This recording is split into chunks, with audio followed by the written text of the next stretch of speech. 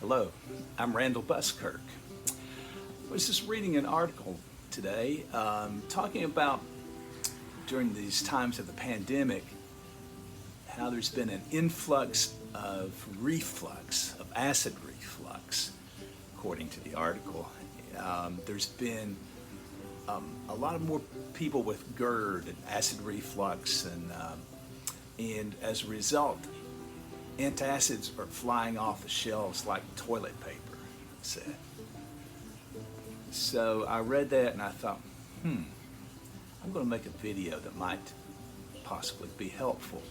I'm not a doctor. This is not medical advice. Consult your healthcare practitioner, all right? But think about it this way. You've probably heard someone talk about the gut-brain connection, especially if you've been around yoga circles. The gut-brain connection, they will say it as the gut has a brain of its own, which is true enough. But also think about it this way. Your brain has a gut of its own. Your brain has maps of your body.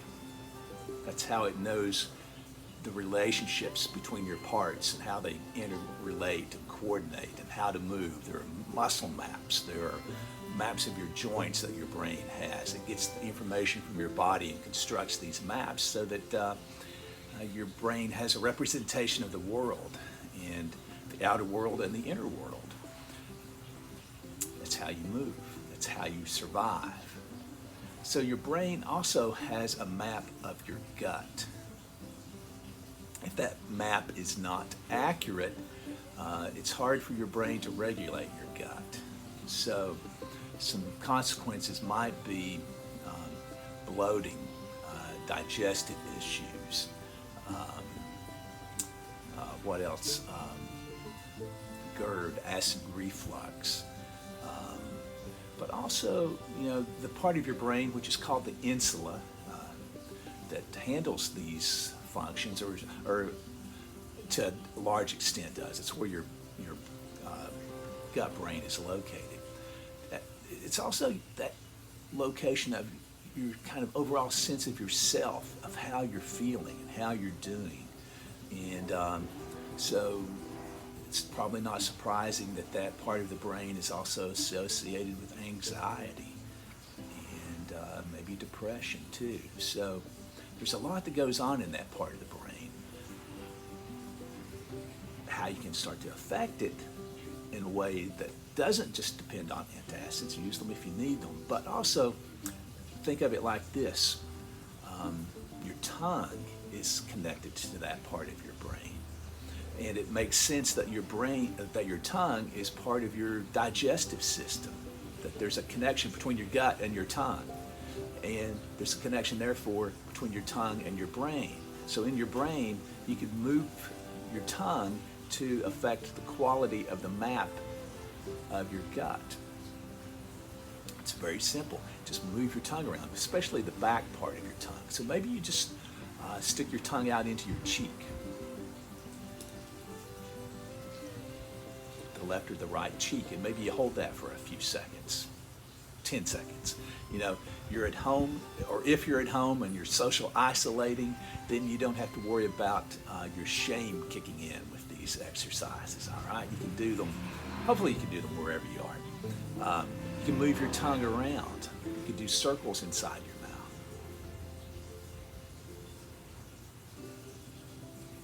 Clockwise, counterclockwise. You might notice that generates some saliva, and swallowing would be a good thing to do. Swallowing is connected to that part of your brain as well, which makes sense. Digestive mapping going on in processes. You can stick your tongue out. You can stick it out to the left or to the right. You'll feel that stretch in the back of the tongue. That's stimulating that part of your nervous system that's hopefully helping to improve all these functions along here, right? From the gut to the brain, okay? So, tongue movements, try those. Maybe you do them a few times a day. Maybe you do them deliberately before you eat. Or maybe you do them every hour as a kind of calming for the gut, calming for the nervous system, calming for your anxiety, perhaps. Another practice you could try is breathing. That part of your brain, the insula, has breathing maps, you might say. It's connected to sensations around not just your gut, but the diaphragm and the lungs, the heart area as well. So a simple breathing exercise might be just a full inhale. So you're trying to stretch your lungs to stimulate your brain. There's sensors around your lungs in the fascia and things, areas like that, that you're sending signals into those areas, activating them, stimulating them, and that might improve the sense of well-being that you have. All right.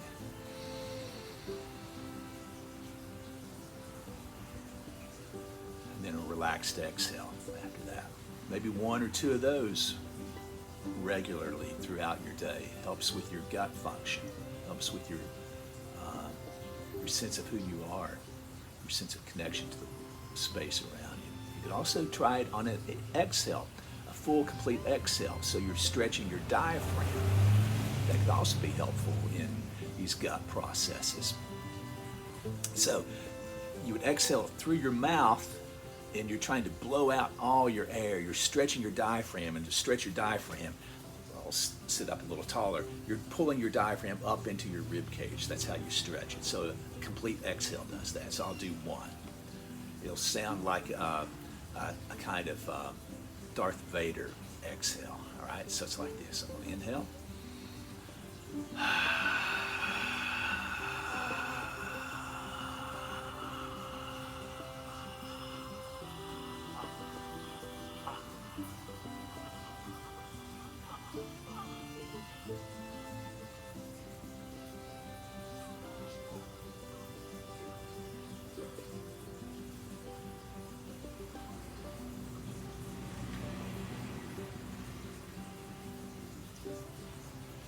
Relaxed inhale after that. Invigorating. If you know the three-part breathing that you might do in your yoga class, that would be another great one to do, where you inhale the lower ribs, mid ribs, upper ribs, all the way around, and then exhale back down through those three levels. Sometimes it's called stair-step breathing. Inhaling up 3 steps, exhaling down 3 steps, as many as you like. All right? So, couple practices there you can try to see if that helps you out when the shelves are empty of antacids. All right. Good luck. Take care.